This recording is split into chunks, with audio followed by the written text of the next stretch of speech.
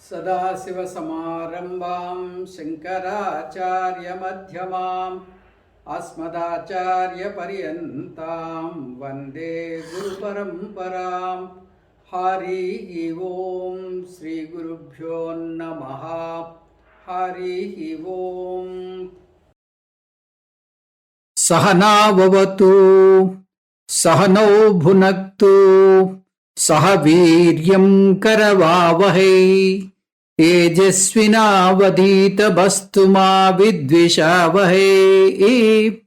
ॐ शान्ति शान्ति शान्तिः। हरिः ॐ श्रीगुरुभ्यो नमः। हरिः ॐ। మనం క్రితం క్లాస్లో కఠోపనిషత్తు పూర్తి చేసుకున్నాం. ఈరోజు కఠోపనిషత్తులోని 2వ అధ్యాయం విహంగ వీక్షణం చేద్దాం. కఠోపనిషత్తులో 2 అధ్యాయాలు ఉన్నాయి. మొదటి అధ్యాయంలో 3 వలులు, 2వ అధ్యాయంలో 3 వలులు ఉన్నాయి. మొదటి అధ్యాయము మొదటి 2 వలుల్లో యమధర్మరాజు నచికేతుని మొదటి 2 వరాలు తీర్చి 3వ వరంగా నచికేతుడు ఆత్మవిద్యను కోరుకున్నాడు. అయితే ఆత్మవిద్య సాధన చతుష్టయ సంపన్నులకి మాత్రమే చెప్పాలి. కాబట్టి నచికేతుడికి సాధన చతుష్టయ సంపన్నత ఉందా లేదా అనే విషయమై అనేక ప్రలోభాలు పెట్టి అతను యోగ్యుడా కాదా అని తెలుసుకున్న తర్వాత తన బోధని మొదలుపెట్టాడు. ఈ బోధ 3వ వల్లి, మొదటి అధ్యాయంలో 3వ వల్లి నుంచి మొదలుపెట్టి కఠోపనిషత్తు అంతం వరకు సాగింది. నచికేతుడు జీవి గురించి నాకు సందేహం ఉంది, మరణానంతరం జీవి ఉన్నాడు అని కొంతమంది అంటున్నారు, జీవి లేడు అని మరికొంతమంది అంటున్నారు.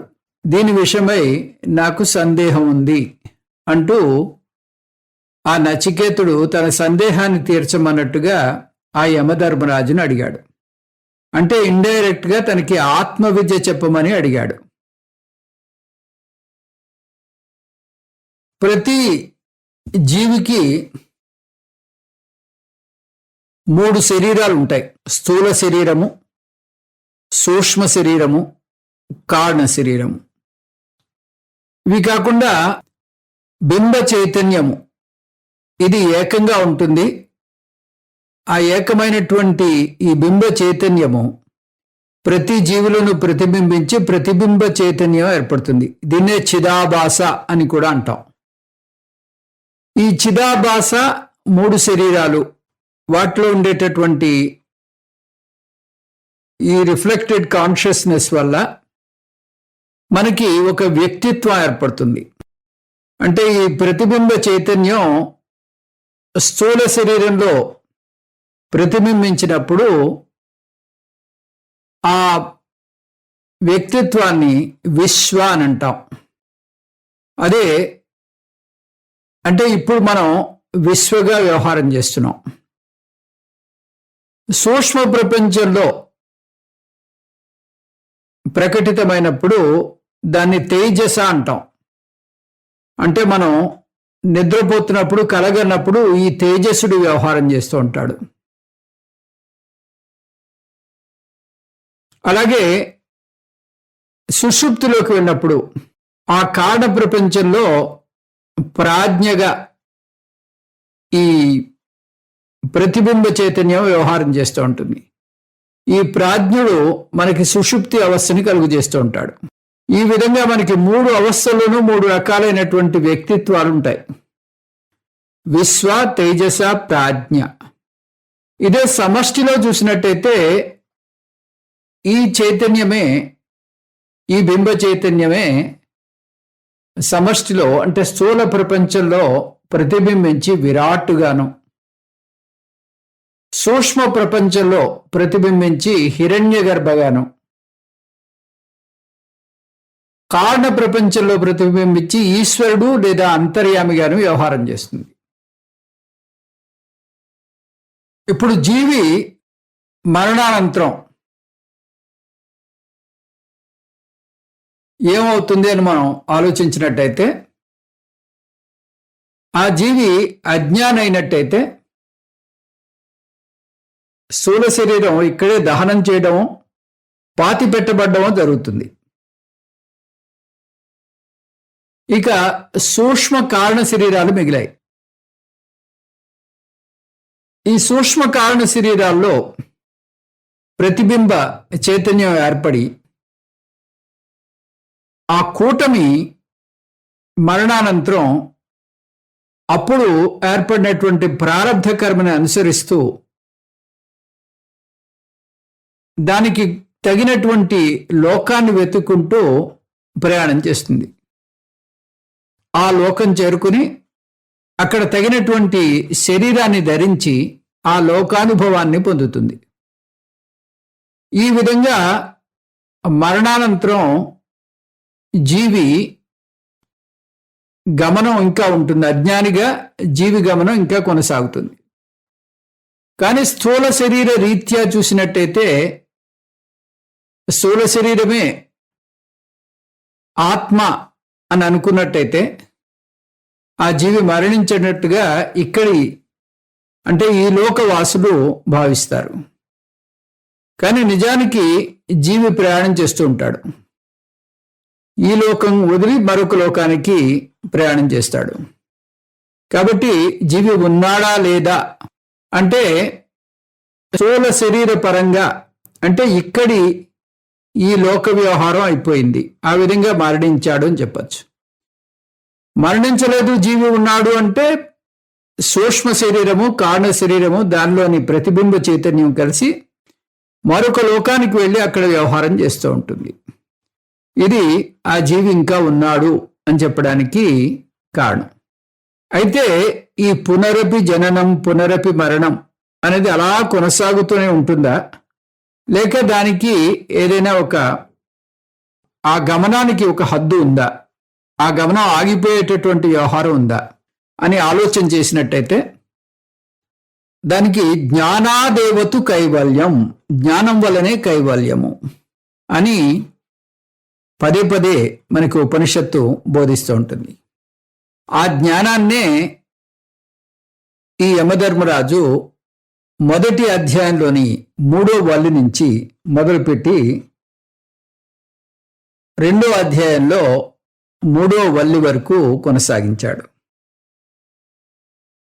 ఇందులో ముఖ్యంగా మొదటి 2 మంత్రాల్లో 3వ అధ్యాయంలో ప్రథమ వల్లిలో ముఖ్యంగా జ్ఞాన యోగ్యత కోసం ఇంద్రియ నిగ్రహం లేదా దమం లేదా ప్రత్యాహారం ఉండాలని చెప్పాడు. రెండోది ఆత్మానాత్మ వివేకం. ఆత్మానాత్మ వివేకం చేసి ఆత్మని నీ యొక్క నిజ స్వరూపంగా తెలుసుకుని అనాత్మని మిథ్యగా మనం తోసిపుచ్చాలి. ఈ విషయమై ఆత్మ లక్షణాలు 15 లక్షణాలు ఆ యమధర్మరాజు విస్తారంగా చెప్పాడు. మొట్టమొదటిది ఆత్మ విపశ్చిత్ అన్నాడు. విపశ్చిత్ అంటే ఆత్మ సర్వప్రకాశక చైతన్యము, చిద్రూప ఆత్మ. ఈ లోకంలో మనకి అనేక పేర్లు ఉంటాయి, అనేక రకాలైనటువంటి జీవరాశులు ఉన్నాయి, అనేక రకాలైనటువంటి మనుష్యులు, వాటి వ్యవహారాలు నడుస్తున్నాయి. కానీ ఆత్మగా ఒకటే ఉంది. జీవరాశులు అనేకంగా ఉన్నా కూడా ఆత్మ ఒకటే. ఒకే ఆత్మ అనేక పేర్లతోటి విరాజిల్లుతోంది. అదే సర్వప్రకాశక చైతన్యము. ఇది మొదటి లక్షణం. ఇంకా రెండో లక్షణము ఆత్మ నిర్వికార చైతన్యము అని చెప్పాడు.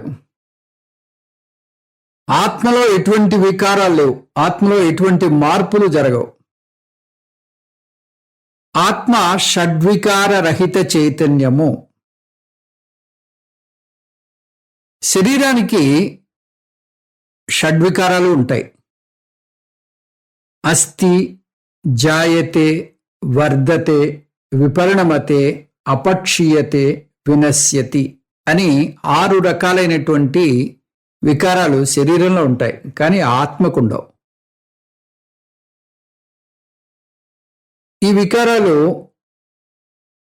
ముందు తల్లి గర్భంలో చిన్న పిండ రూపంలో ఏర్పడతాడు ఆ జీవి. ఆ తర్వాత గర్భం నుంచి బయటకు వచ్చి పుట్టాడు అంటాం. అప్పుడు పెరుగుతూ పెరుగుతూ అనేక రకాలైనటువంటి మార్పులతోటి పెద్దవాడవుతూ ఉంటాడు. అలా పెద్దవాడై మెల్లిగా కృషించడం మొదలెడతాడు. కృషించి ఒకరోజు మరణిస్తాడు. ఈ విధంగా 6 రకాలైనటువంటి మార్పులతోటి ఈ జీవి ఇక్కడ వ్యవహారం చేస్తున్నాడు. కానీ ఈ మార్పులు శరీరానికే గాని ఆత్మకు లేవు. ఆత్మ ఈ శరీరానికి బాగా దగ్గరగా ఉండడం చేత ఆత్మే శరీరము అనుకునేటటువంటి భ్రాంతికి లోనవుతాడు. ఇంకా 3వ లక్షణం, ఆత్మ గురించి చెప్పినటువంటి 3వ లక్షణం, ఆత్మ అకర్త అభోక్త. ఆత్మ కర్త కాదు, భోక్త కాదు. అంటే ఆత్మ కర్మ చేయదు, కర్మని అనుభవించదు. ఇక్కడ మనం అనేక రకాలైనటువంటి కర్మలు చేస్తూ ఉంటాం. అలాగే అనేక రకాలైనటువంటి అనుభవాల్ని పొందుతూ ఉంటాం. కష్టం, సుఖం, అలాగా రకరకాలైనటువంటి అనుభవాలతోటి జీవితం నడిచిపోతూ ఉంటుంది. ఈ అనుభవాలు ఏవి కూడా ఆత్మకి చెందినవి కాదు. ఎందుచేత? ఆత్మ కర్త కాదు, భోక్త కాదు. అది అకర్త అభోక్త. 4వ లక్షణం, ఆత్మ సర్వ అధిష్టానము. ఆత్మ అధిష్టానము అంటే అన్ని వస్తువులకి ఆధారము ఆత్మే, అదే సారము. ఉదాహరణకి పూల దండలో దారం ఉంది, కానీ ఆ దారాన్ని మనం గమనించాం. దారం లేకపోతే దండ లేదు, పువ్వులన్నీ విడిపోతాయి. ఆ మాదిరిగా కుండకి మట్టి ఎట్లాగో, ఆభరణాలకి బంగారం ఎలాగో, ఈ జీవరాశి అంతటికీ కూడా ఆత్మ ఆధారభూతము, అధిష్టానము. ఆత్మ లేకపోతే జీవులు లేవు. మట్టి లేకపోతే కుండ ఎలా లేదో, బంగారం లేకపోతే ఆభరణాలు ఎలా ఊహించలేము, అదే మాదిరిగా ఇక్కడ ఆత్మ లేనట్టయితే ఈ జీవరాశి కానీ ఈ జగత్తు కానీ ఇక్కడ మనం ఊహించలేము. 5వ ఆత్మలక్షణం, నిరుపాధిక సోపాధిక చైతన్యము. ఆత్మకి 2 లక్షణాలు చూస్తాం. ఆత్మ సర్వవ్యాపకం అని నేర్చుకున్నాం. దీన్ని సామాన్య చైతన్యము అంటారు. సామాన్య చైతన్యం అంటే ఇది ఆత్మ యొక్క అసలు రూపం. కానీ అదే ఆత్మ అనేక రూపాలతో ప్రకటితమవుతోంది. నా రూపం, మీ రూపం, ఇంకా అనేక రూపాలు మనకు కనిపిస్తున్నటువంటి ఈ జనాభాలంతా కూడా ఒకే ఆత్మ యొక్క ప్రతిబింబాలు, ఒకే ఆత్మ యొక్క ప్రకటిత రూపాలు. కాబట్టి ఆత్మ అనేక రూపాలతోటి మనకి ఇక్కడ వ్యక్తమవుతుంది. ఈ వ్యక్తమవుతున్నటువంటి ప్రతిబింబ చైతన్యాల్ని, ఈ వ్యక్తమవుతున్నటువంటి ప్రతిబింబ చైతన్యాన్ని విశేష చైతన్యము అంటాం. ఈ విశేష చైతన్యం ఉపాధితోటి ఉంటుంది కాబట్టి సోపాధికము. ఆత్మ యొక్క అసలు స్వరూపము నిరుపాధికము, ఎటువంటి ఆకారము లేదు. అది నిర్వికారము, నిరుపాధికము, సర్వవ్యాపకము. కాబట్టి ఆత్మ 2 రకాలుగానే ఉంటుంది. వ్యవహారంలో సోపాధికంగా ఉంటుంది, పారమార్థిక సత్యంలో నిరుపాధికంగా ఉంటుంది. ఆత్మ నిరుపాధిక సోపాధిక చైతన్యము. ఇది ఆత్మ యొక్క లక్షణం. అంటే దీనివల్ల మనకేంటంటే మనం చూసేదంతా కూడా ఆత్మే. ఒక వ్యక్తితో మాట్లాడుతున్నా, ఒక వ్యక్తితోటి వ్యవహారం చేస్తున్నా అంటే ఆత్మతోనే వ్యవహారం చేస్తున్నాం. ఆత్మ యొక్క సోపాధిక రూపం అది.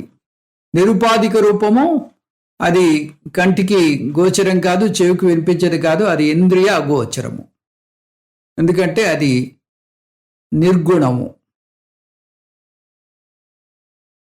6వ లక్షణము ఆత్మ అనంతము. అశరీరం శరీరేషు. శరీరం లేని ఆత్మ ఈ శరీరంలో ఉంది. సర్వవ్యాపకంగా లోపల బయట అంతటా ఉంది. అనంతము అంటే దేశపరంగా అనంతము, కాలపరంగా అనంతము, వస్తుతః అనంతము. దేశ పరంగా అనంతం అంటే అంతటా వ్యాపించింది. కాలపరంగా అనంతము అంటే అన్ని కాలాల్లోనూ ఉంది. వస్తుతః అనంతము అంటే అది తప్ప మరొకటి లేదు. 7వ లక్షణము ఆత్మ చైతన్య స్వరూపము. ఈ చైతన్య స్వరూపం వల్లే తక్కిన అన్ని అనుభవాలు తెలుస్తున్నాయి. జడమైన శరీరం ఆత్మ వల్లే చేతనవంతమైంది. 8వది అవస్థాత్రయ సాక్షి చైతన్యమే ఆత్మ.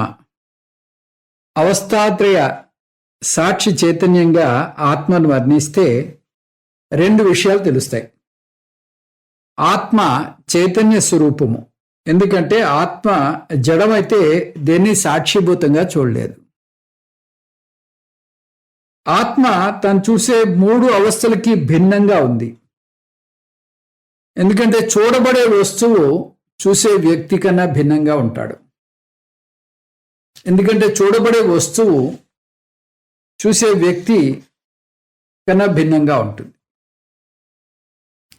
9వ లక్షణము సర్వాత్మ భావన. అంత ఆత్మ మాత్రమే. వ్యష్టిలోనూ సమిష్టిలోనూ ఉన్నది ఒకటే ఆత్మ. అలలోనూ సముద్రంలోనూ ఉన్నది నీరు ఒకటే. 10వది దేశకాల అతీతము. నిజానికి చైతన్యం ఒక దేశానికి పరిమితం కాదు, కాలానికి పరిమితం కాదు. అన్ని దేశాల్లోనూ అంతటా ఉన్నది, అన్ని కాలాల్లోనూ. అంటే త్రికాలేపి తిష్టతి. 11వ లక్షణం ప్రకాశకము లేదా జ్యోతిషాం జ్యోతి. జ్యోతులకు జ్యోతి. అధూమకః అని మంత్రంలో పోల్చాడు, అగ్నితో పోల్చాడు. ఇక్కడ అధూమకం అంటే పొగలేని అగ్ని, అన్నిటినీ ప్రకాశింపజేసేటటువంటి శక్తి కలది. పొగలేని అగ్ని అంటే నిర్వికార నిరాకార శుద్ధ చైతన్యము అని దీని అర్థం. 12వ లక్షణం ఆత్మ సర్వవ్యాపకము. అందువల్ల అన్ని రూపాల్లోనూ ఇదే ఉంది. ప్రాణం ఉన్న జీవుల్లో సచ్చిత్ రూపాల్లో ఉంటే జడ వస్తువులో కేవలం సత్తుగా కనిపిస్తూ ఉంటుంది.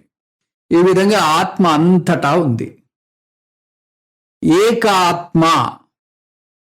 ఉపనిషత్తు ముందు జీవాత్మ పరమాత్మ ఐక్యం చూపించి తర్వాత జగత్తును మిథ్యగా అనాత్మగా చూపించడం వల్ల జగత్ జీవ పరమాత్మలు 3 కలిపి ఏకాత్మ లేదా బ్రహ్మగా నిరూపించబడ్డాయి.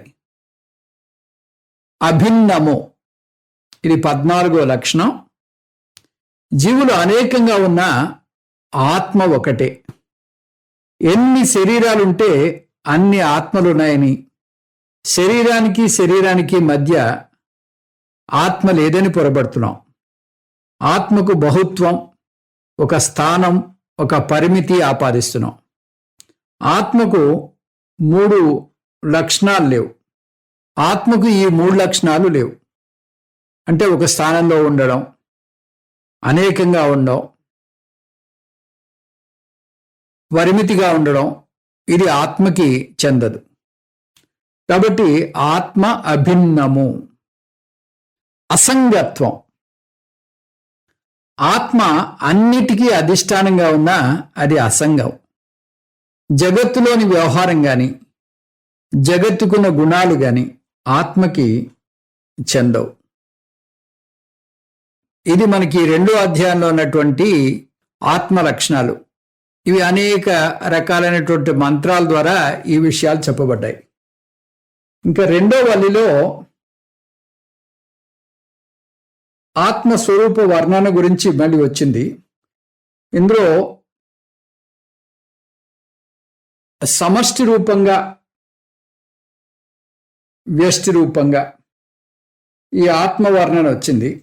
సమష్టి రూపంగా ఆత్మ విరాటుగాను, హిరణ్య గర్భగాను, అంతర్యామిగాను ఉంటే, వ్యష్టి రూపంగా విశ్వ, తేజస, ప్రాజ్ఞగా ఉంది. ఈ వేదాంతం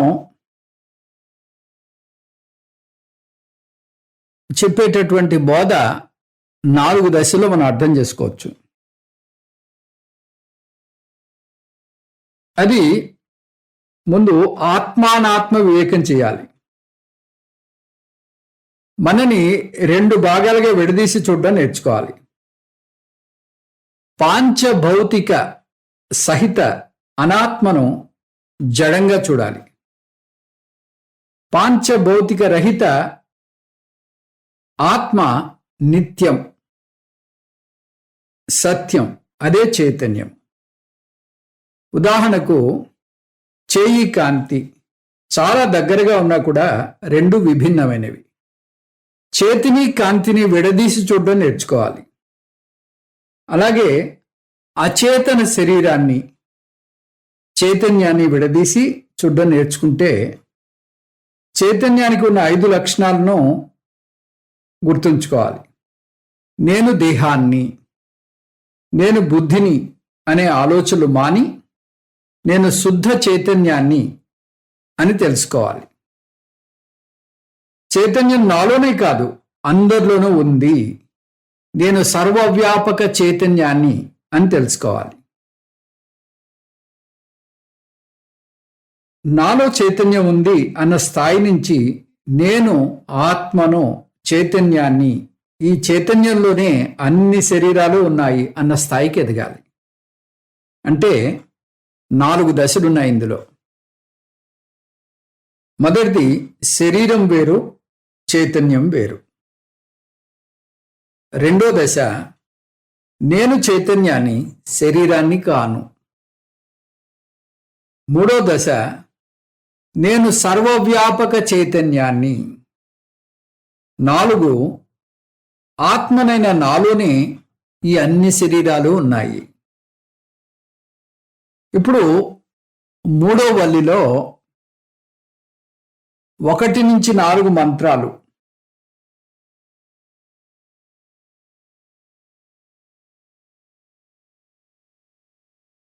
ఈ ఆత్మ యొక్క ఉపాదాన కారణము, తర్వాత నిమిత్త కారణం గురించి మాట్లాడతాయి. వేదాంతం ఈ జగత్తుకి నిమిత్త కారణము, ఉపాదాన కారణము, ఈ 2 కూడా పరమాత్మే అని చెప్తాయి. మామూలుగా మనం కుండను తీసుకున్నట్టయితే నిమిత్త కారణం కుమ్మరి, ఉపాదాన కారణం మట్టి, 2 భిన్నంగా ఉన్నాయి. కానీ జగత్తు విషయంలో ఉపాదాన కారణము ఆ బ్రహ్మే, నిమిత్త కారణం కూడా ఆ బ్రహ్మే. మనం ముండకోపనిషత్తులో చూసాం, యథోర్ణనాభిసృజతే గృహ్ణతే చ. ఆ సాలిపురుగులోంచే ఆ ముడిసరుకు వచ్చింది, అంటే ఆ దారం వచ్చింది. అంతేకాదు ఆ సాలెగూడుకు సంబంధించినటువంటి ఆ రచనాంగము అంతా కూడా ఆ సాలెపురుగులోంచే వచ్చాయి. కాబట్టి ఇక్కడ ఉండేటటువంటి నిమిత్త కారణము, ఉపాదాన కారణము 2 కూడా ఆ బ్రహ్మే. అని శాస్త్రం చెప్తోంది. ఆ తర్వాత సంసార వర్ణన ఇక్కడ ఒక వృక్ష కల్పనతోటి యమధర్మరాజు చేశాడు. ఊర్ధ్వమూలో అవాక్శాఖ ఏష అశ్వత్థ సనాతన తదేవ శుక్రం తద్బ్రహ్మ తదేవామృతముచ్యతే తస్మిన్ లోకాశ్రితాః సర్వే నాత్యేతి కశ్చన ఏతద్వై తత్ అని చెప్పాడు. ఈ సంసారాన్ని అశ్వత్థ వృక్షంతో పోల్చి, అశ్వత్థ వృక్షానికి సంసారానికి చాలా దగ్గర సంబంధం ఉంది. అశ్వత్థ వృక్షము చాలా పెద్దది, అలాగే ప్రపంచం కూడా చాలా పెద్దది, పరిమితి లేదు. ఆది అంతరహితంగా ఉంటుంది అశ్వత్థ వృక్షం. ప్రవాహ నిత్యత్వం అంటారు దీన్ని. విత్తు ముందా చెట్టు ముందా అని చెప్పడం చాలా కష్టం. దీనికి జవాబు చెప్పలేం. ఎందుకంటే ఈ సృష్టి నిరంతర ప్రవాహం. అలాగే జగత్తు కూడా మన కర్మల వల్ల జగత్తు వచ్చింది. కర్మ నుంచి జన్మ, జన్మ నుంచి కర్మ. ఇది ఒక వృత్తం. అవ్యక్తం నుంచి వ్యక్తం, వ్యక్తం నుంచి అవ్యక్తం, ఇలా తిరుగుతూ ఉంటుంది. కాబట్టి ఆది అంతరహితత్వం ఇది ఆ అశ్వత్థ వృక్షం నుంచి మనకు తెలిసేటటువంటి విషయం. మూడోది అనిర్వచనీయం. ఏది కారణమో ఏది కార్యమో తెలియదు. ఏది ముందో మనం చెప్పడం చాలా కష్టం. విత్తనం ముందు వచ్చిందా, చెట్టు ముందు వచ్చిందా, ఇది చెప్పడం చాలా కష్టం. కాబట్టి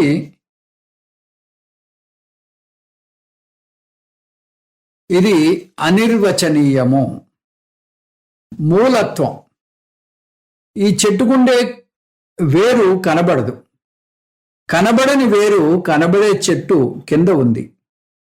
వేరు ఉందని తెలుసు, అది ఆధారం చెట్టుకి. అలాగే కనబడని జగత్తుకి, కనబడేటటువంటి జగత్తుకి కనబడని బ్రహ్మ ఆధారం. కార్యం నుంచి కారణం తెలుసుకోవడం, బ్రహ్మం తెలుసుకునే మార్గంలో ఇదొక మార్గం. దీన్ని తటస్థ లక్షణం అంటారు. బ్రహ్మ జగత్ కారణము. శాఖావత్వం. పైన మధ్యలో కింద అనేక శాఖలు ఉంటాయి చెట్టుకి. జగత్తు కూడా అనేక లోకాలతో ఉంది. పైన 6 లోకాలు, భూమి పైన 6 లోకాలు, భూమి కింద 7 లోకాలు. ఈ విధంగా ఈ అశ్వత్థ వృక్షం ఎట్లాగైతే విస్తరించి ఉందో ఈ జగత్తు కూడా విస్తరించి ఉంది. శాఖావత్వం అంటారు దీన్ని. ఫలవత్వం. ఏ చెట్టుకైనా 3 ఫలాలు ఉంటాయి.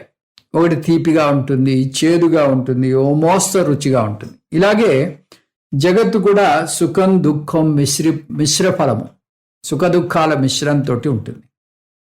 ఆశ్రితత్వం.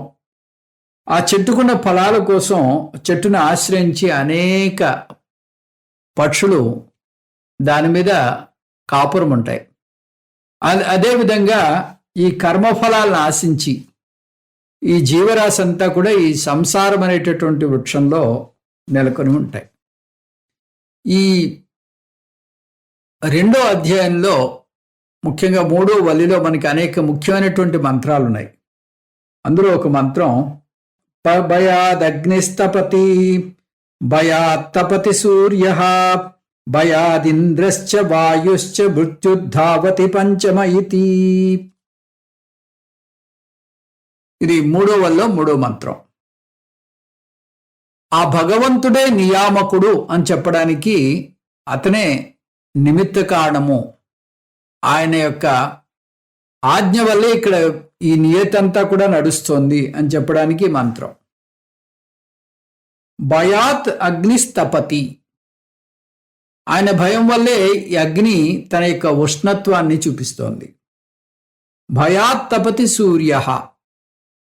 ఆ సూర్యుడు కూడా ఆ ఆత్మ యొక్క భయం చేత తన యొక్క ప్రకాశాన్ని ఈ జగత్తంతటికి ఇస్తున్నాడు.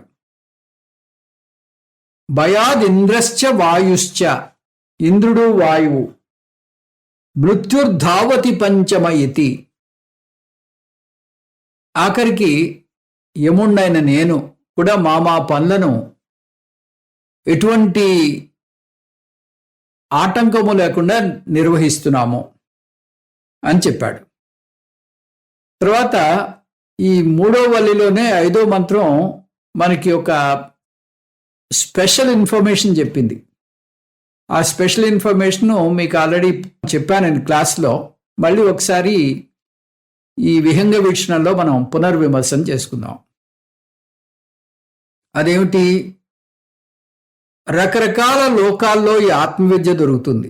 కేవలం భూలోకం వరకే పరిమితం కాదు, అన్ని లోకాల్లోనూ కూడా ఆత్మవిద్య దొరుకుతుంది. కాకపోతే భూలోకంలోనూ బ్రహ్మలోకంలోనూ ఈ ఆత్మవిద్య ఈ జీవికి బాగా వంటబడుతుంది. తదితరమైన లోకాల్లో ఆ విద్య అస్పష్టంగా ఉంటుంది అని చెప్పడానికి ఒక మంత్రం వచ్చింది. యథా దర్శే తదా ఆత్మని యథా స్వప్నే తదా పితృలోకే యథా అప్సు పరివ దదృశే తదా గంధర్వలోకే ఛాయాతపయోరివ బ్రహ్మలోకే. ఆత్మవిద్య అవగాహన వివిధ లోకాల్లో ఈ విధంగా ఉంటుంది.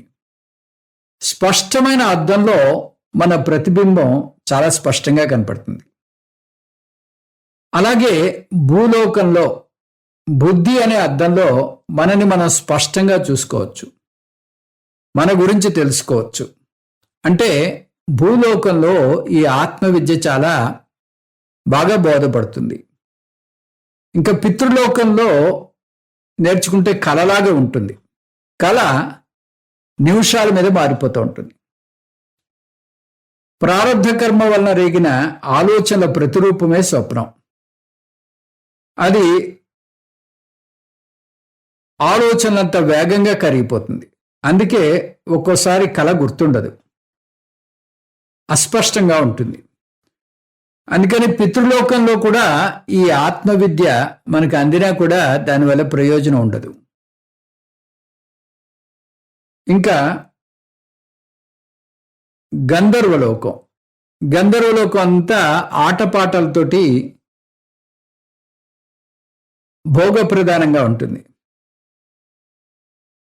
అక్కడ మనం ఆత్మవిద్య నేర్చుకున్నట్టయితే నీటిలో మన ప్రతిబింబాన్ని చూసినట్టు ఉంటుందిట. నీటిలో మన ప్రతిబింబం అంటే ఆ అలల మధ్యని మన ప్రతిబింబం స్పష్టంగా ఉండదు. కాబట్టి ఆత్మవిద్య అక్కడ కూడా సరిగ్గా బోధపడదు.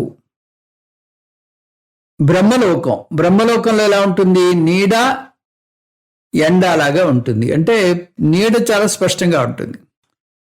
కాబట్టి ఈ మంత్రం చెప్పేది ఏమిటంటే భూలోకంలోనూ బ్రహ్మలోకంలోనూ మాత్రమే మీరు ఆత్మవిద్యని సరిగ్గా అర్థం చేసుకోగలరు.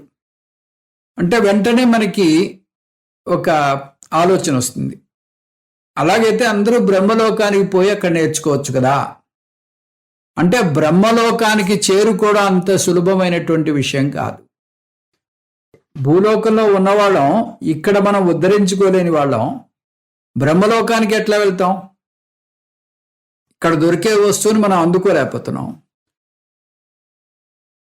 పోయి బ్రహ్మలోకంలో అందుకుంటాము అనేటటువంటి విషయం హాస్యాస్పదమే. 14, 18 మంత్రాలు జ్ఞాన ఫలాన్ని సూచిస్తున్నాయి. జ్ఞానఫలం 3 రకాలుగా చెప్పింది. అది సర్వగ్రంథి నాశ. మన ఈ గ్రంథులన్నీ కూడా విడిపోతాయట. ఈ గ్రంథులు విడిపోవడం అంటే ఏమిటి? గ్రంథులంటే మన అజ్ఞానమే గ్రంథి అంటారు శంకరాచార్యులు. అజ్ఞానమే గ్రంథి అంటే అజ్ఞానం వల్ల అనేక అపోహలు ఏర్పడతాయి. ఆ అపోహలు ఏంటి? నేను దేహాన్ని అనడం ఒక అపోహ, నేను మనస్సుని మరొక అపోహ, నేను బుద్ధిని ఇంకొక అపోహ, నేను ఇంద్రియాలను, ఇది నా సంపద, వీళ్ళంతా నా వాళ్ళు, నేను పుట్టాను, నేను చనిపోతున్నాను, ఇవన్నీ అపోహలే. ఎందుకంటే ఆత్మగా నాకు ఇవేవి లేవు. కాబట్టి ఈ ఆత్మవిద్య ఎవరికైతే వచ్చిందో వాళ్ళకి ఈ అజ్ఞానం అనేటటువంటి పొర తొలగిపోయింది. అజ్ఞానం అనేటటువంటి పొర తొలగిపోయింది కాబట్టి ఇవన్నీ ఒక సినిమా చూస్తున్నట్టు చూస్తాడు. ఇవి జరుగుతాయి. ఇవన్నీ ఈ వ్యవహారం అంతా నడుస్తూ ఉంటుంది. వ్యవహారంలో ఎటువంటి లోటు ఉండదు. వ్యవహారంలో తను నిర్వర్తించవలసిన పాత్రని సక్రమంగా నిర్వర్తిస్తాడు. కానీ మానసికంగా మాత్రం ఇక్కడ ఉండేటటువంటి ఈ బాధలు కానీ ఇక్కడ ఉండేటటువంటి సుఖాలను కానీ లోపలికి తీసుకెళ్ళడు. ఇది ఈ గ్రంథి విడిపోవడం అంటే ఈ అపోహలన్నీ తొలగిపోయాయి, ఈ గ్రంథులన్నీ తొలగిపోయాయి.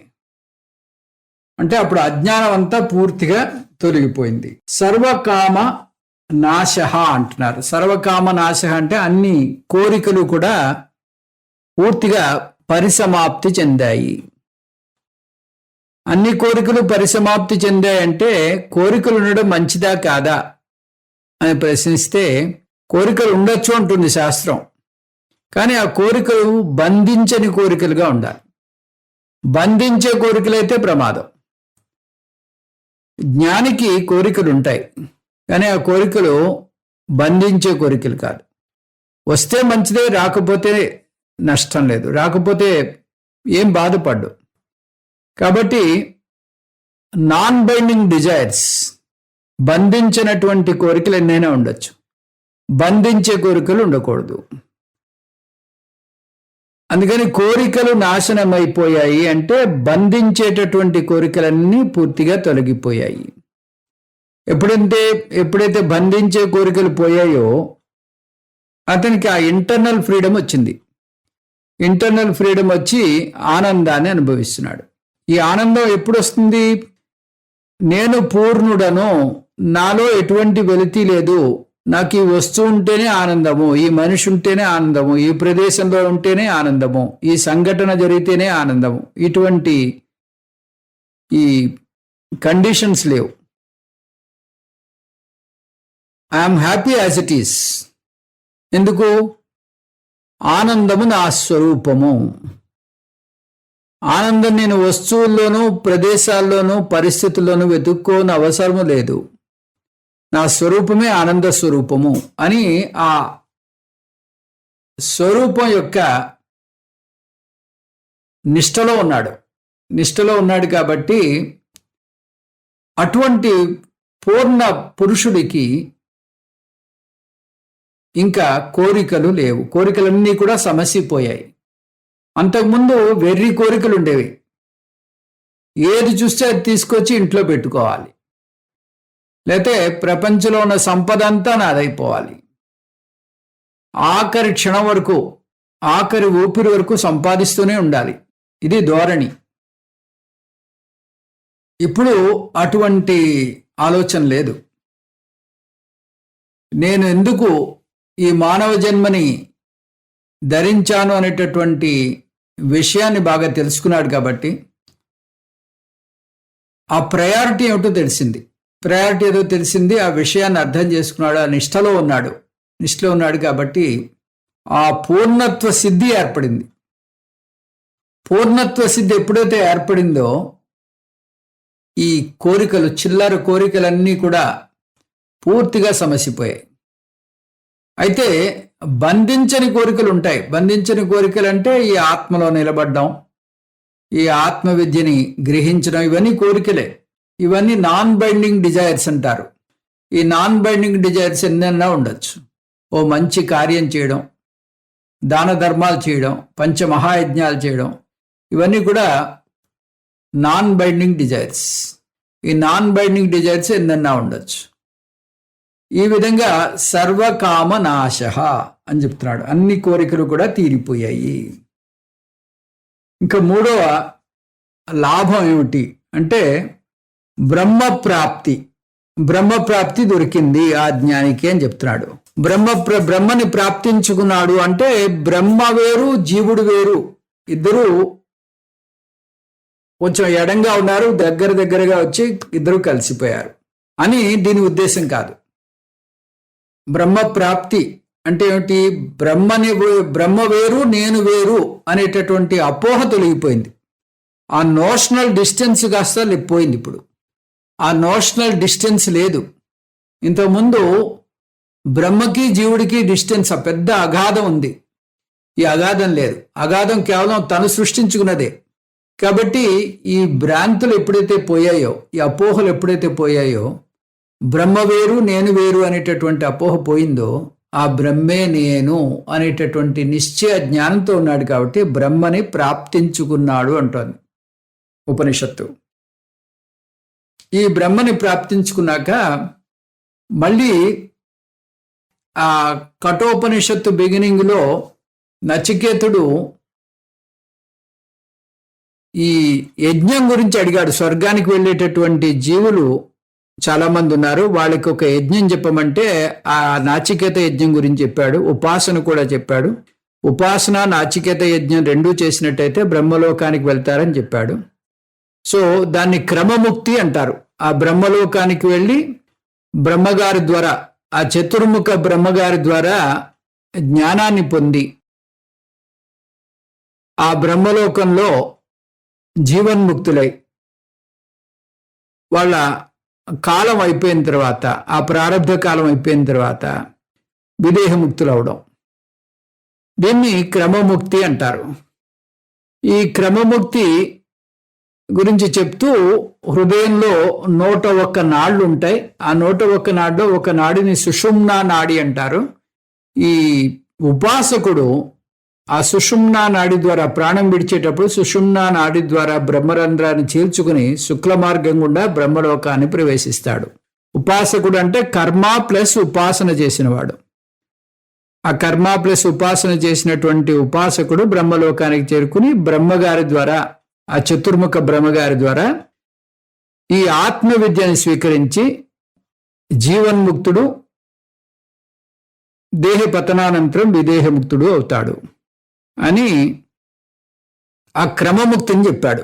క్రమముక్తిని చెప్పిన తర్వాత మళ్ళీ అదే ఆఖరి మంత్రం అయితే మళ్ళీ క్రమముక్తే దీంట్లో ఉండేటటువంటి సారము అని అనుకుంటారనేటటువంటి ఒక ఆశంకతోటి మళ్ళీ జ్ఞానం గురించి అంగుష్టమాత్ర పురుష అని, మళ్ళీ అంగుష్టమాత్ర పురుషుడు అంటే ఒక వ్యష్టిలో ఉండేటటువంటి జీవుడు, సమష్టిలో ఉండేటటువంటి ఈశ్వరుడు రెండూ ఒకటే అని జ్ఞానబోధన చేస్తూ ఈ ఉపనిషత్తుని ముగించాడు. ఈ విధంగా సంపూర్ణమైనటువంటి ఆత్మవిద్యని యమధర్మరాజు నచికేతుడికి అందించాడు. దీంతో నేను చెప్పవలసినటువంటి ఈ బోధ అయిపోయింది అని కూడా చెప్పాడు. అయితే ఉపనిషత్తు మళ్ళీ ప్రవేశించి ఈ ఆత్మవిద్య వల్ల నచికేతుడు జీవన్ముక్తి విదేహముక్తిని పొందాడు అని చెప్తూ, నచికేతుడు ఏ విధంగా అయితే ఈ ఆత్మవిద్యను అర్థం చేసుకున్నాడో అదే మాదిరిగా ఎవరెవరైతే అర్థం చేసుకుని ఈ ఆత్మవిద్యను స్వీకరిస్తారో, ఈ ఆత్మనిష్టలో ఉంటారో వాళ్ళందరికీ కూడా జీవన్ముక్తి విదేహముక్తి కలుగుతుందని అభయమిస్తూ ఈ ఉపనిషత్తు ఈ గ్రంథాన్ని పూర్తి చేసింది. ఉపనిషత్తు ఈ గ్రంథానికి ఉపసంహారం పలికింది.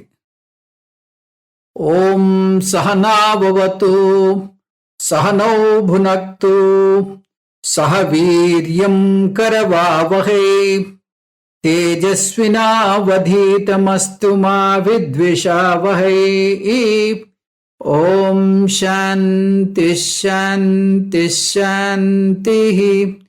హరి ఓం శ్రీ గురుభ్యో నమః. హరి ఓం. ఓం పూర్ణమదః పూర్ణమిదం పూర్ణాత్ పూర్ణముదచ్యతే పూర్ణస్య పూర్ణమాదాయ పూర్ణమేవావశిష్యతే. ఓం శాంతి శాంతి శాంతి. హరి ఓం శ్రీ గురుభ్యో నమః. హరి ఓం.